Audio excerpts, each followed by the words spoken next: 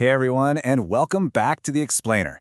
I am absolutely thrilled you're joining me today because we're about to take a really structured, fascinating deep dive into one of the most common, yet completely chaotic experiences of the human mind. Yep, we're talking about overthinking. If you have ever felt trapped in a loop of your own thoughts, and let's be honest, who hasn't, you are going to love how we break down exactly why that happens and how the whole mechanism actually works. Okay, let's just jump right in with a question that might surprise you. Is your constant worrying actually a hidden sign of intelligence? Well, according to data published in Sciblog, there's a really strong link between a high verbal IQ and anxiety. It turns out that exact same evolutionary trait that allows highly intelligent people to use language to solve problems, it also gives them the ability to vividly imagine future problems in incredible detail. So hey, if you're a chronic overthinker, congratulations, you've got a fantastic brain. But as we'll see, that brain is definitely working overtime. To demystify that chaotic, noisy feeling of an overworked mind, we have a clear, logical roadmap for today. We're going to cover 1. The overthinker's paradox, 2. Analysis paralysis, 3. The physical toll, 4. Roots of rumination, and finally, 5. The metacognitive model. Starting right off with Section 1, the overthinker's paradox, seeking the perfect solution. So, the core of the problem is that overthinking isn't just about being unsure. Actually, it's what happens when extreme self-doubt collides head-on with extreme self-confidence. It's a paradox. On one side, you've got this crippling fear of consequences and an absolute inability to function without total closure. But then on the flip side, there's this wildly overconfident belief that if you just think hard enough, you can outthink reality and solve the entire problem on your own. You are essentially trying to make yourself perfect for a completely imperfect world. But here is the catch, right? Anxiety is not a victimless crime. Overthinkers often require this perfectly predictable, almost utopian state just to relax. And what looks like productive problem solving is actually just extreme avoidance. Because their lives are organized around evading failure, rejection, or loss, they end up sacrificing joy, spontaneity, and real intimate connection. The time you spend endlessly obsessing over a problem just to protect yourself is ultimately time you've lost. Moving on to Section 2, what is analysis paralysis? Suppressed decision-making. So the crucial point here is that this mental paradox actively sabotages our real-world choices.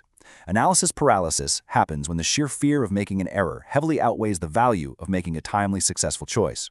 You literally get so overloaded with options that your decision-making completely shuts down. Now, the exact opposite of this is something psychologists call extinct by instinct, which is when someone makes a fatal, hasty choice based purely on a gut reaction.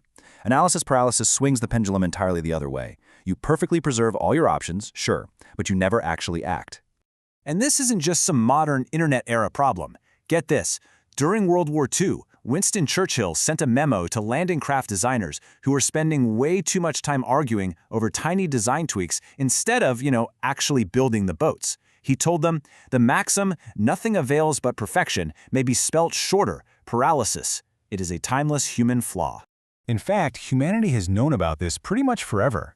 From Shakespeare's Hamlet to ancient fables, we've always understood this trap. Take Aesop's fable, The Fox and the Cat. The fox is boasting about having hundreds of complex, brilliant ways to escape hounds, while the cat says she only has one, climbing a tree. Well, when the hounds actually arrive, the cat scampers straight up the tree. But the fox, he gets so caught up evaluating his hundreds of brilliant options that he's caught.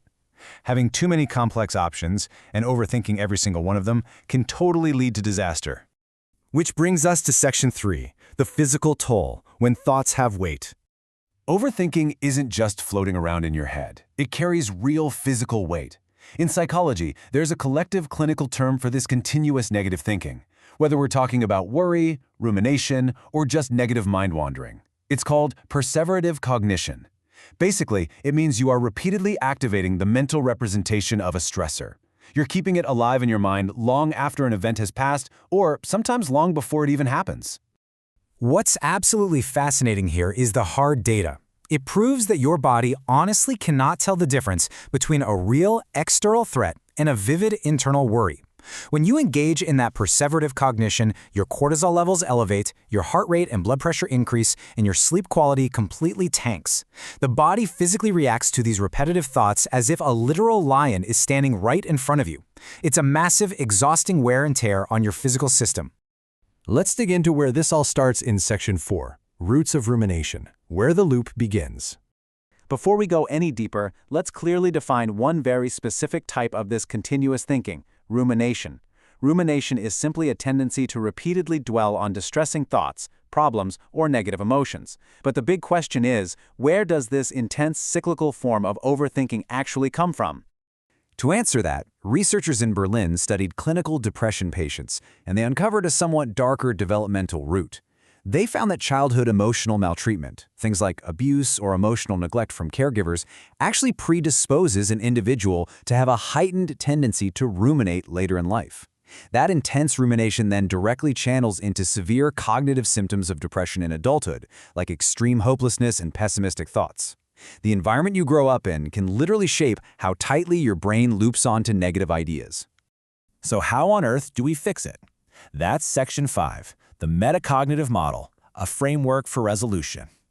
Now, Wells' metacognitive model is this brilliant clinical framework used to treat generalized anxiety disorder. It takes the totally chaotic flaw of overthinking and maps it out as a structured step-by-step psychological mechanism. It all starts with a trigger. Then, positive metabeliefs activate type 1 worry. But then, negative metabeliefs kick in, causing something called type 2 worry, which leads directly into dysfunctional behaviors and desperate thought control strategies. Let's break those specific beliefs down, because this is a game changer. According to metacognitive therapy, the real problem isn't the trigger itself. The problem is what you believe about your worrying. First, you have positive metabeliefs, like worrying helps me prepare for the worst, which kind of rolls out the red carpet and invites the worry in. But then, you hit the negative metabeliefs, like my worry is completely uncontrollable and it's going to drive me crazy. This right here is type 2 worry. You are literally worrying about your own worrying. And that triggers immense panic, leading to dysfunctional coping methods like trying to forcibly suppress your thoughts or excessive reassurance seeking, which of course only locks you further into the loop. To break out of what therapists call this cognitive attentional syndrome, we need a structured resolution. The treatment steps in metacognitive therapy are incredibly clear. First, the therapist works with you to modify those negative beliefs, proving to you that your worry is actually controllable and no, it won't drive you crazy. Second, you identify and stop using those dysfunctional coping strategies, like thought suppression or maybe having a drink to calm down. Finally, you address the positive beliefs, challenging the deeply held idea that worrying actually helps you prepare. It's really about changing your relationship with your thoughts rather than trying to change the thoughts themselves. Well, we've covered a lot of fascinating ground today, from the high verbal IQs of warriors to the physical toll of rumination, and finally, a tangible clinical way to break the cycle. But I want to leave you with one final provocative question to think about. Do you require perfection to feel safe and happy? Overthinking thrives on black and white thinking. It demands that you solve the completely unsolvable before you even allow yourself to live. So challenge that obsessive loop.